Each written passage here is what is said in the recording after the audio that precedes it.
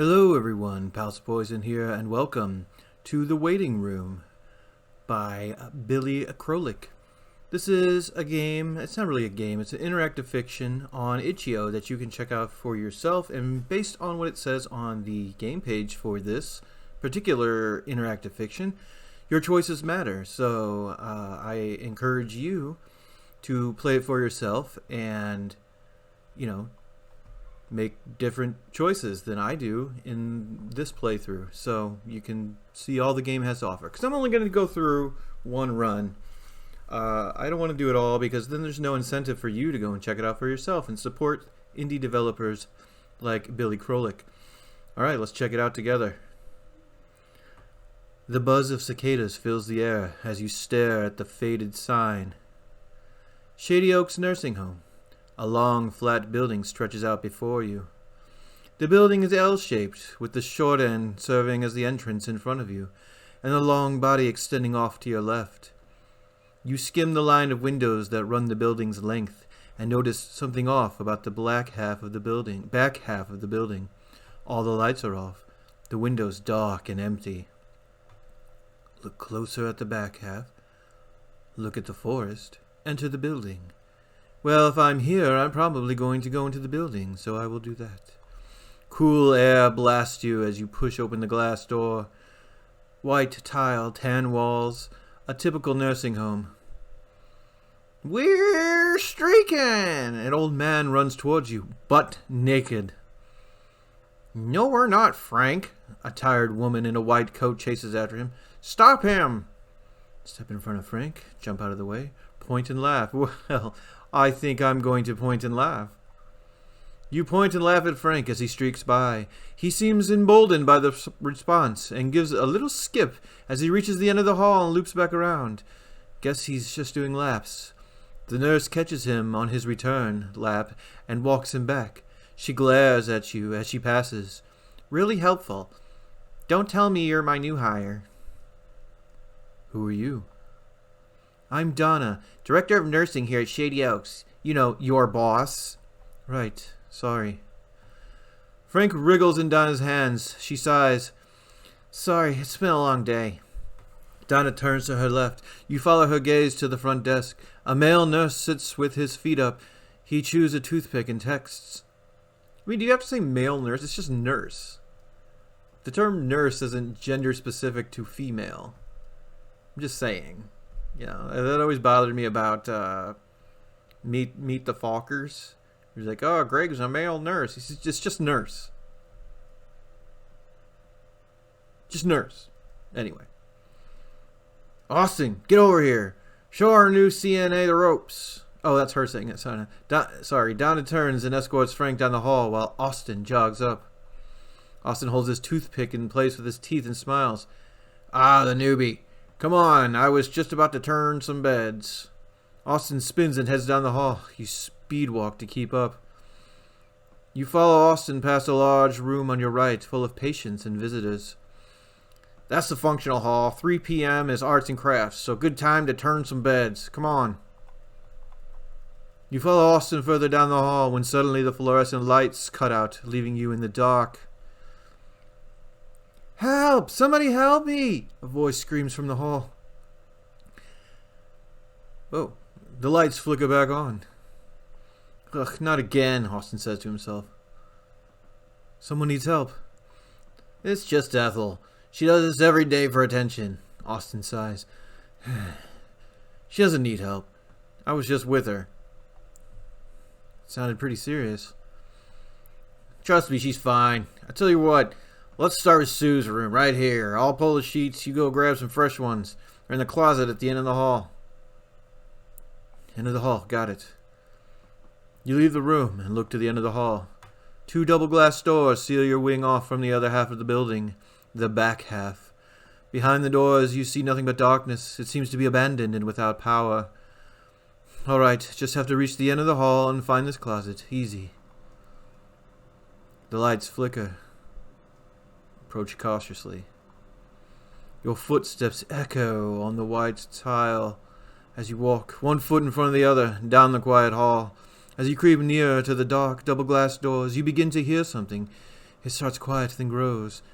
Hack, hack. It's a gurgling, throaty hacking sound. It's coming from the glass doors. You take one careful step closer just as the lights die. Hack, hack. Coughing continues as you hold your breath in the dark. Feet from the glass doors. It's a terrible, desperate wheezing sound, almost like someone struggling to breathe. And then after a terrible moment in the dark, the lights finally flicker back on. Just for a brief moment in the flickering and the fluorescence, you see a shadow move away from the glass door and disappear into the darkness of the back hall. Someone's in the back hall and they could need my help. Open the door. It was a trick of the light or something worse. Grab the linens and get out of here. Someone's in the back hall and they could need my help. No, we got a job to do. You turn to your left and find a tiny closet marked linens. You open it and grab as many sheets as you can. They remind you of Grandma's. You're not sure if they smell like her or her detergent. Either way, it brings you back. Those were great times. Grandma's house was the best. She always let you eat sugary cereal. She had the best hiding places, and she even let you watch those silly Naked Gun movies she had on VHS. Man, you can't believe how long it's been since she passed. Before you can snap out of your reverie, the closet door slams shut in front of you. The lights flicker as you catch your breath. Help, please, it hurts. Someone, please. Oh no, not again. It's Ethel. Coming from just a few doors down. Austin told you to ignore her. He says she does this every day. That she's been acting out, but what if she isn't? I should go check on Ethel. You enter Ethel's room and find her lying on her bed. You can see that she has an IV attached to her arm and a catheter inserted. Please, don't go. I need help. What's wrong? Check her IV, check catheter. You should get some help. She seems fine. What's wrong? It hurts my stomach. It feels like it's going to explode, please. Ethel lays on her bed. She has an IV attached to her arm and a catheter inserted. Please don't go. I need help. Okay, well, let me bring back to this choice. She says her stomach hurts, so get some help. On your way out, you run into Donna in the hall. She raises an eyebrow. I thought you were helping Austin. What were you doing in Ethel's room? Is something wrong? You could ask her to check on Ethel, but it might make Austin look bad. You don't want to get him in trouble if it is really nothing. What should you do?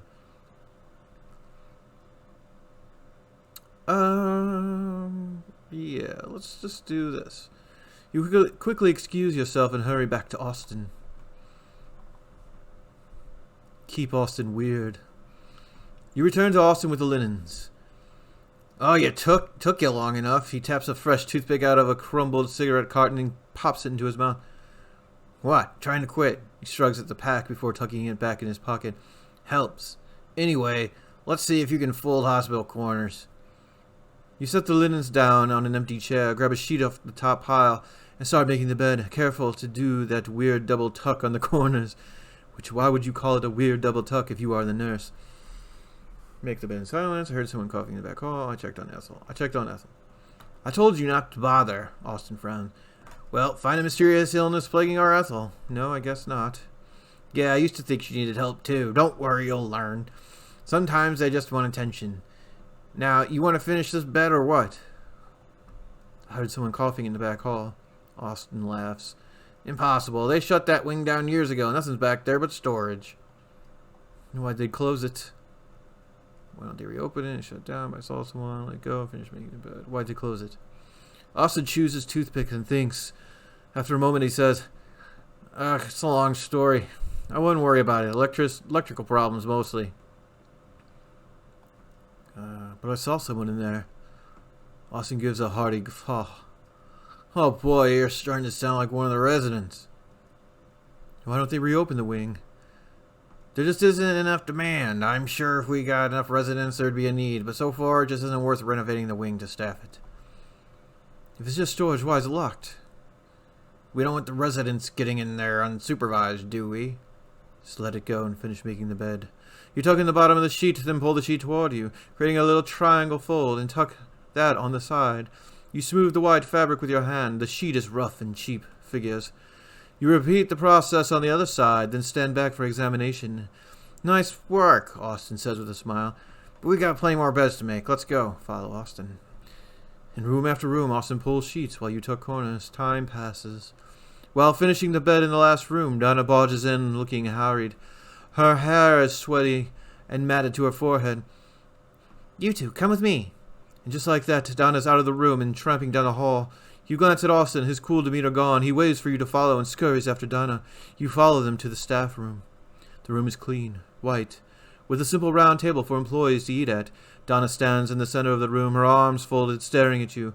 To your left stands Austin, nervously chewing a toothpick. To your right, a nurse you haven't met. A woman who reminds you of a bulldog, short, muscular, and serious. Little did I know that we would become romantically involved and marry and have ugly children. Donna clears her throat. This afternoon we lost a resident. Ethel's catheter was inserted incorrectly, meaning no urine could drain. It built up, causing her bladder to rupture. Donna's voice falters as she looks at the ground. In a quieter voice, she continues, We lost her. What? Oh my God. If you had just checked on her and told someone, she could still be here. Is this your fault? It feels like it is. Donna looks back up and studies you. Now, I don't know what happened, but I'm going to find out. In the meantime, you're with Maria on the night shift. At least she could keep an eye on you. And Austin, you're with me. Donna pauses. No one speaks. And remember, always listen to the residents, no matter what anyone says. Oh man, the night shift? With that closed wing, the flickering lights, and that thing you saw? You search your thoughts in an attempt to decide how you feel about this. The night shift. Just the idea gives you the creeps. It's hard to sleep through the day. You've never done it before. Laying in your bed while the rest of the world moves about outside your window is eerily lonely. You don't really sleep much at all. You just toss and turn, unable to take your mind off yesterday. Every time you close your eyes, you see Ethel's face. You jerk awake and your eyes shoot open, and there you are, standing in front of the nursing home in the dark, ready for your first night shift. You rub the sleep from your eyes and examine the building. The surrounding forest is even more ominous in the dark. Fluorescents light the windows along the front half of the building, while the windows in the back are full black. You scan them, then you see her. There in the last window, staring at you, her pallid face holds no expression. Ethel. You blink and she's gone. You rub your eyes and look again, and nothing. Something's up with this place. I need to be careful. Inside, you find Maria waiting for you. Ready for your first night shift? I don't know what accent that was. Actually, I think I saw someone in the back hall. Ha! You're just tired. God, I don't know what she is.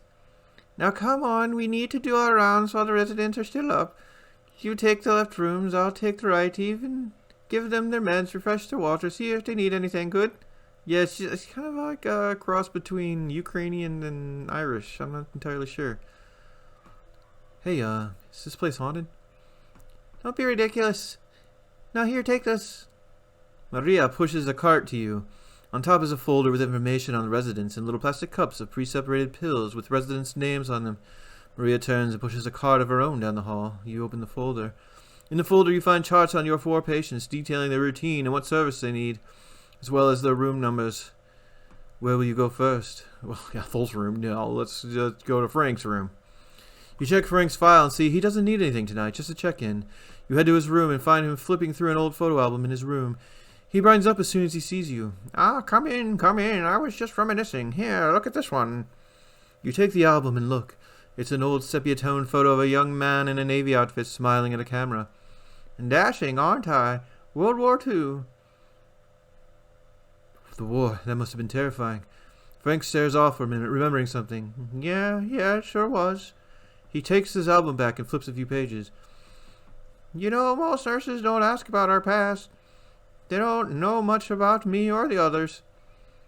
Sorry, Frank, but I have to keep moving. Or, what can you tell me about the others? I don't really want to listen to him. All right. Of course it is. Well, thank you for spending a few minutes with an old man. Frank turns back to his photos as you leave the room. In the hall, you look back at your list of residents. All right, Pauline and Douglas's room.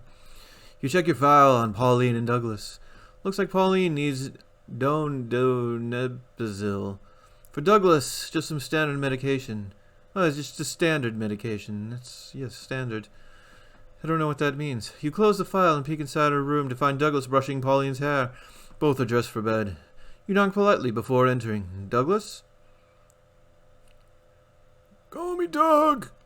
He smiles bright, clearly excited to see you. You know, when I was your age, they even called me Dougie, huh? Guess I'm not your age anymore, though, am I? Guess I'm not your age anymore, am I, Pauline? Guess I'm not your age anymore, am I? Pauline repeats. But you still look at it. Yeah, it doesn't look like Yeah. Oh, well, I guess not. Oh, well, I guess not. I guess not, Pauline repeats. Yes, dear, we used to, though, didn't we? Doug asks as he pats Pauline's head and sets down the brush. We used to, though, didn't we? Pauline repeats. Doug looks at her quietly for a moment, lost in thought. In this moment, he looks tired, sad. Then it's gone. He looks up at you and smiles. No, did you bring our candies? You hand Doug 2 little cups, each with their name and their pills. He thanks you, takes his, and helps Pauline with hers. We'll take it from here, he says.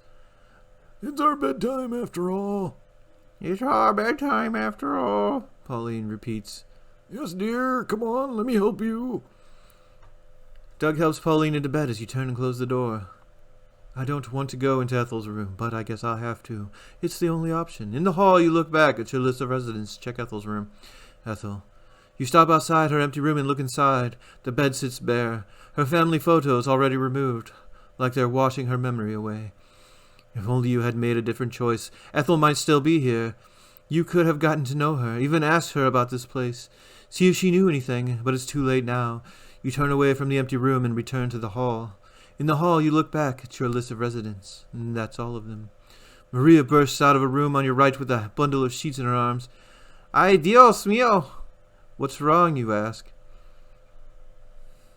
Ada threw up in her bed, and we're out of sheets, so I can't make her a new one. I can't do your accent for some reason. I can grab sheets from the closet. No, you can't, because no one restocked closet from the back hall today. It's weird. I'm sorry about this accent. I guess Austin was too busy ignoring Ethel. Why don't we restock it now? Maria stops and looks at you. No, it's not at night. What do you mean, not at night? We don't go in the back hall at night. That's for the day shift. Why? You know something's up with this place. Why won't Maria just say it? Maria looks down the hall to the dark glass doors, considers, then says, It's not safe. What's not safe? The lights don't work. God, that sounds racist. I'm sorry. That's it? That's the only reason? Yes. This is crazy. Why won't the staff tell you what's really going on? You want to push the issue. You can't take it anymore. You consider. I'm not afraid of the dark. I'll go get them, or you should go get the sheets. I'll hold the door open for extra light. Yeah, send her down there. Maria glares at you.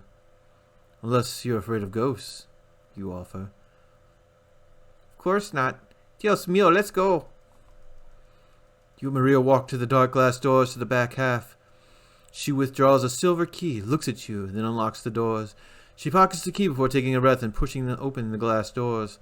The first thing you notice is the smell. The air is musty, uncirculated, and foul. Then you take in the hall. Old, ratty party streamers hang from the walls like it was evacuated mid-party, and no one even bothered to clean it up. Maria takes a step forward into the dark and turns to look at you. I'll be right back. Don't go anywhere. I can't do her accent. I won't. She turns and hustles into the dark. You see her pass a fogged-up glass room on the left side. On the left, some kind of viewing room? Then she's out of view, the dark swallowing her shape. You wait for 1 minute, then 2. What's taking so long? Call after Maria. Maria! You call in the dark. At first there's no reply, but then you hear something shuffling forward from the end of the hall. A tall, dark shadow hunched over. Maria? No, it's too tall. And then it starts coughing. The figure drags itself closer to you. You can make out long hair, a woman. It stands at the end of the hall, just outside the reach of the light, obscured by the dark. Then suddenly, the lights die and... Maria runs into you. The two of you collapse on the ground, and the glass door to the back hall slams shut. Dios mío, what are you doing? Maria scrambles to her feet. What am I doing? Where did you come from? I was calling for you. You wouldn't get out of my way. What happened in there? Nothing. I got the sheets. That's what happened. Maria says as she produces the silver key and hastily locks the door. Right, you say. Then the lights die, and you are face to face with the figure. You shoot awake. The sheets of your bed stick to you with sweat. It was a dream. But which part? You're pretty sure you saw something. You're just so tired from this new sleep schedule. It's hard to keep straight. You look over at your phone. 5:59 p.m. 1 minute until your alarm. Damn it. You throw the sheets off and climb out of bed. It's going to be another long night. When you reach the nursing home, the place looks more ominous than ever. You see the lights flickering in front half and feel strange energy in the air. Inside, you see Maria walking the hall, passing window after window. Then you notice someone following her, except it's not really a someone. It's more of a shadow. The figure from the hall. Maria walks by another window and the shadow is gone. Did you imagine it? You need to get this night over with. Inside, you find Maria consoling a frail, white-haired lady you haven't met before. I saw them. They passed by my room, the lady insists. There's no one here. Now go back to your room, Ada. Everything's fine, Maria says. They're here. They're here tonight, the lady says as Maria guides her to her room. After a moment, Maria re-enters the hallway looking exhausted. I saw something in the parking lot. Well, yeah, what? There was a shadow following you in the hall. Maria studies you for a minute, then sighs. I need you to tell you something about this place. Come on. Maria skulls down the hall. After a brief pause, your head spinning. Tell you what, you follow her to the break room. In the break room, Maria walks to the fridge and takes out a Pepsi. She unscrews the cap and takes a swig before turning to you. Doug is sick. Doug? What? What happened? Maria shrugs. No explanation. He just took a turn today and keeps declining. I think it'll be tonight. Maria takes another sip as you consider this, then continues. There's something you need to know about this place. When a resident is close to passing, things happen. The others start to see things and say things. Like what? Shadow people. Well, that's what they say anyway. They see shadow people in the halls, waiting to collect the dying. And then once they pass, well, anyway, by the next day, everything's fine. But I just want you to be prepared for tonight. It could be unusual. So what do we do? Maria shrugs. Our rounds. That's what. And don't forget to check on Doug. Maria turns away and gathers her things. You don't think you'll get anything else out of her for now, so you turn and do the same. Then you head into the hall. In the hall, you look at your list of residents. Now, let's go straight to Doug's room. You find Doug in bed, Pauline over him stroking his white hair with her hand. He looks exhausted, weak. His eyes purple and tired. It's almost like months have gone by since you last saw him. But that was just yesterday. You can't believe it. It's almost like something's draining him. There you are. There you are, Doug croaks. Can a sick man ask a favor? Doug manages a smile. Our sick man, Pauline repeats. Of course, what is it? Oh, of course. Doug swallows and continues, his throat dry and hoarse. Can you take care of Pauline when I'm gone? Make sure she takes her pills. Make sure she takes her pills, Pauline repeats. Of course, Doug. Doug looks visibly relieved with your answer, like a weight has been lifted. He smiles. Thank you. I'll rest easier knowing someone's watching after her. Doug sighs and closes his eyes. Sorry. He breathes shallow little breaths as you hand Pauline her pills and help her take them. When you're done, Pauline returns to stroking Doug's hair, and Doug opens his eyes, looks up at her and smiles. You decide to leave and let them enjoy their remaining time together. In the hall, you look at your list of residents. All right, let's go to Ethel's room. Ethel. Her empty room weighs on you. Your choices, they have consequences. Is all of this happening because of you? Another minute of staring at the empty room. You turn away and reopen your folder. Frank. You find Frank sitting in his room, staring at the wall, his good cheer gone. Frank, you okay, buddy? Oh, I'm fine. It's Doug who needs help. Doing everything we can. Oh, there's nothing you can do for him. If it's his time, it's his time. That's why they're here. Who's here? The shadow people. The staff don't always see them. They come to collect those who are dying. All I know is tonight they're here for Doug. What do they want with Doug? The shadow people are here to take him. They come when someone's about to pass. They're not evil, more like guides. But sometimes some of the residents see other things too. Kind of other things. Frank looks behind you to the hall, watching something. You turn, but find nothing there. What kind of other things do people see? You press Frank again. Frank turns back to you. Best not to talk about it. Alright, press Frank for answers. What kinds of things do people see, Frank? Frank looks at you, hesitates, then simply whispers, Back hall things. Frank looks behind you again. Can you shut the door on your way out? Of course, Frank. You turn and head into the hall. In the hall, you look at your list of residents. You've checked in on everyone for now, but it's going to be a long night. You should take this opportunity to grab some coffee from the break room. You enter the break room to find Maria sitting in a little folding chair in the center of the room, facing away from you. You call her name, but she doesn't answer. Approach her. As you cautiously approach Maria, you hear a light coughing sound. It grows louder as you inch closer. It's Maria. She's struggling to breathe. She's choking. You race forward and grab Maria's shoulder. She spins around, sees you, and screams. Leave me alone! I'm sorry, just please leave me alone! Maria's face twists in horror. She tries to pull away. Slap her. You slap Maria. Hey, snap out of it. It's me. It's just me. Finally, Maria calms down and looks at you with recognition. She's back. What happened? Maria asks. I came in and you were choking. Then you freaked out. Maria stares at you, then averts her gaze as she says, I think it's following me. The thing from the back hall. Maria stares at you and shakes her head. This can't be happening. Suddenly the lights flicker and a scream tears through the front hall. It sounds like a woman's voice. Pauline? Maria crosses herself. Father, Son, Holy Spirit, then looks at you. What should we do? Ay, Dios mío. Maria looks at you. It's happening. It's Doug. We have to go check it out. Just then another scream tears through the hall. You're right, let's go. Maria leads you out of the room and jogs down the hall. Residents poke their heads out as you pass. Is it time? One asks. They're here, another says.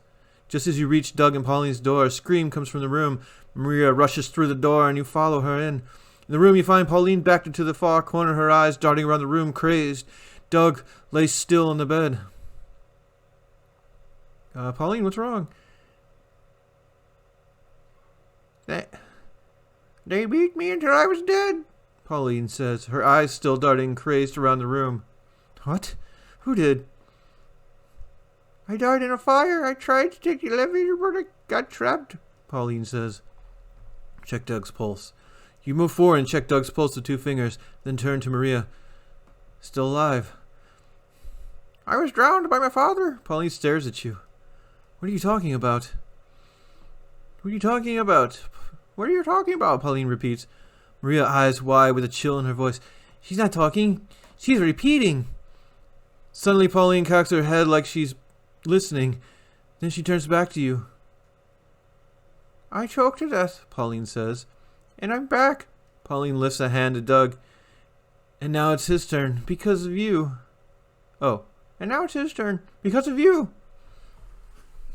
Maria grabs you by the arm, causing you to jump. You spin to face her. Come on, she says as she pulls you out of the room and into the hall. I knew it. This is your fault. What? How is this my fault? You made me go into that back hall, and now it is free. What's free? You know it's free. The thing from the back hall. The woman who's following me. What if I'm next?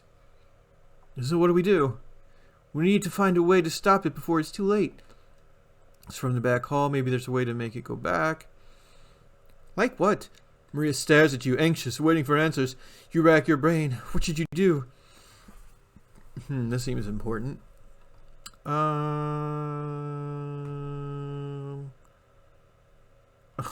this peacefully? I don't think so. Let's trap it. Trap it. I don't like the idea of it always back there, but at least if we... Oh, God. Let me start this over. Trap it. I don't like the idea of it always back there, but at least it won't be up here. But how do we do it? You consider. I'm not sure yet, but if we want it trapped in the back hall, that's where we should look for a way to do it, if there's a way at all. Maria turns and looks at the dark glass doors to the back hall.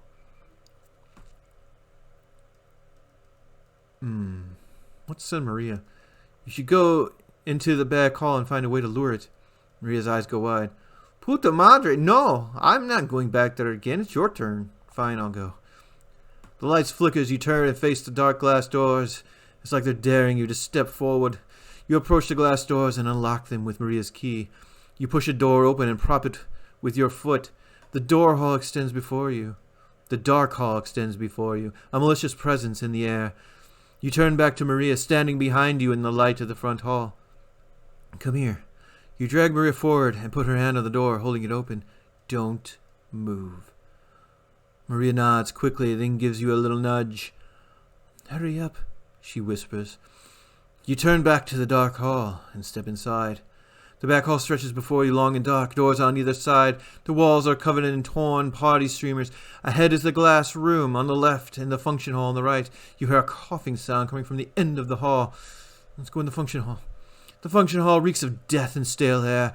In the dark, you can see deflated balloons, molded black cake, dishes and forks, party hats, torn streamers, and overturned chairs. It's like the place was evacuated mid-party, and no one ever came back. Investigate the smell. You step deeper into the room and look around. A decomposing body lays on the floor. It's trampled in black with mold. You look closer and notice it's wearing scrubs. Turn the body over. You try to roll the body over with your foot, but it's too soggy. You can't get enough leverage. Bend down and roll the body over. You bend down and place your hands on the soft, decomposing body. Your fingers slide into the shoulder, and the stench intensifies like ripe meat. You conjure an image of sweetly rotten hamburger and try not to vomit. You count to 3 and roll the body over. The body lies face up, eyes wide, skin torn and rotted, mouth frozen in what could either be a cough or a scream. On the body you see a name tag and something shiny fastened to a belt loop. The name tag reads, Rose. Nurse Rose. You try to think if you've heard anything about her, but nothing comes to mind. The body lies face up, skin torn and rotted, mouth frozen in what could either be a cough or a scream. What's the shiny thing? You carefully reach forward and grab the shiny object. It jingles lightly at your touch. Keys. Take the keys. You slide the key ring off the belt loop in the pocket and pocket the keys. As you do, a coughing sound enters the room. You turn to find a figure standing in the doorway.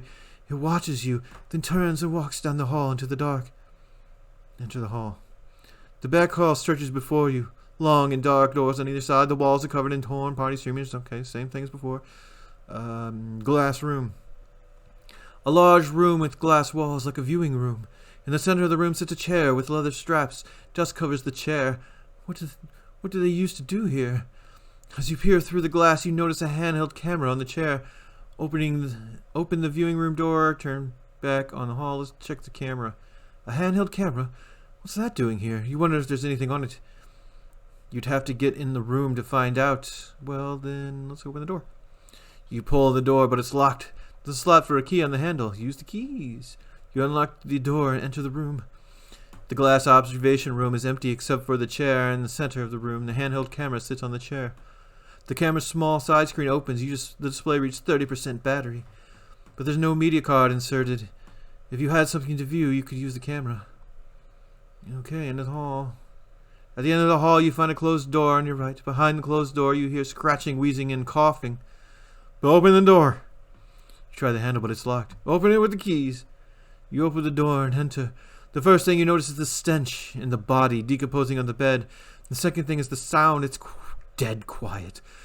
The coughing stopped as soon as you entered. A dresser holds dusty family photos. Open the dresser. There's nothing inside except for an old empty pill bottle. Donepezil, prescribed for Isabel Coombs. Alzheimer's medication. Leave it. Family photos. Various photos of a smiling elderly woman with her family. She was taller than the rest of her family, maybe 6 foot.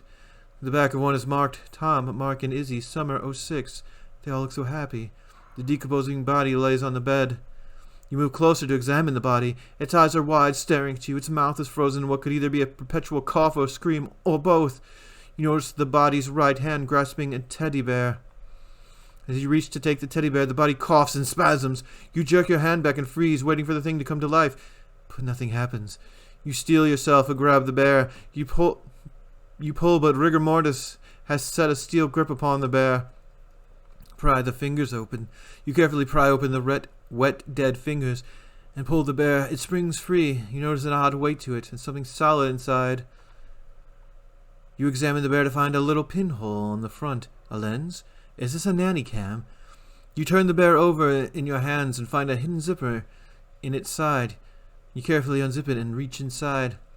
Inside the bear you feel some electronics and you find a little SD card. You eject the SD card and pocket it. If only you had some way to watch it. Oh, I think I do. Suddenly the body next to you squirms to life. It hacks and coughs, reaching for you. You back away, dart out of the room, slam the door, and lock it. You hear the body hack, cough, and claw against the door. You slowly step away, hoping it will hold, and turn back to the hall. Let's go to the glass room. Handheld camera. Is that doing here? When there's anything on it, you'd have to get into. Oh, I thought I went. Okay, open the viewing room, and now handheld camera. Okay. The camera is small. Well, insert the SD card. Here we go. You insert the SD card into the camera and press play. The monitor lights up and displays an image of one of the rooms with a lady lying in bed, talking to herself. It takes a second, then you recognize it. It's the room where you got the teddy bear. The woman in bed. It's the tall woman. The one who's been following Maria. Time for our meal, Emil's voice. Austin enters the picture carrying a tray of food. He sets the food down near the woman and starts feeding her. Austin gives her little bites at a time and says, slow. There you go. Ring, ring. It's Austin's phone. He looks at it, then glances back at the woman. Shit. It's my daughter. You don't mind, do you? Austin laughs to himself as he picks up the call. Hello? He listens for a minute. Then, wait, I'm losing you. Hold on. Austin hurries out of the room. The woman grabs more food absentmindedly and puts it into her mouth. It's a lot at once. Too much. Then, inevitably, you realize she's choking. It starts slowly, like she's trying to clear her throat. Then you see the panic set in as her eyes bulge and swell. She hacks and hacks, but nothing comes out. She wriggles in the bed, squirms, goes blue. Then slowly, terribly, she stops fighting. You see her right arm, the one with the food still on it, twitch one last time, then go still. You stare dumbfounded at the woman's lifeless body. Then Austin returns. How are we doing, Izzy? He takes in the scene, not believing at first. Izzy? Then he rushes forward, checks her pulse. No, no, no. He slams the wall with a fist. He looks around, thinking. Austin quickly reaches into the woman's mouth and fishes out the food. He wipes her down with a napkin, grabs the tray, and hustles out of the room. The feed cuts. Static. Then it's black. Then it's back. Austin stands over the woman's body with Donna. I just came in. She was gone. Must have been gone peacefully in her sleep, Austin says as the video cuts to black. You look up from the camera to find the woman, Izzy, staring at you through the glass. Her eyes burn into you as she slams a hand against the glass. Then slowly she points to the camera. She's the reason everything here is happening. The reason poor Doug is dying, or possibly already dead. But Austin is the reason this happened to her. What should you do? Help Izzy. It's not your fault. I'll tell everyone what happened. Just please leave us alone, you stammer. Izzy looks at you curious. She considers, then shuffles out of view. You're left in the room with no sign of Izzy. Did it work? Leave the room. The hall is dark, empty, no Izzy. You see Maria holding the door open and start running toward her. Maria slides out of the way as you burst into the hall. What happened? She asks. Tell the truth. You tell Maria all about what you found. Izzy may be haunting the place, but she's doing it because of Austin's negligence and cover-up. This is Austin's fault. And you're going to set it right.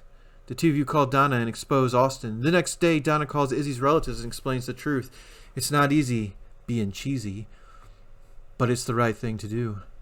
Shortly after, Doug recovers and the hauntings stop. You expose the truth, allowing Izzy's spirit to finally find peace. Everything feels in order. This is how it should be.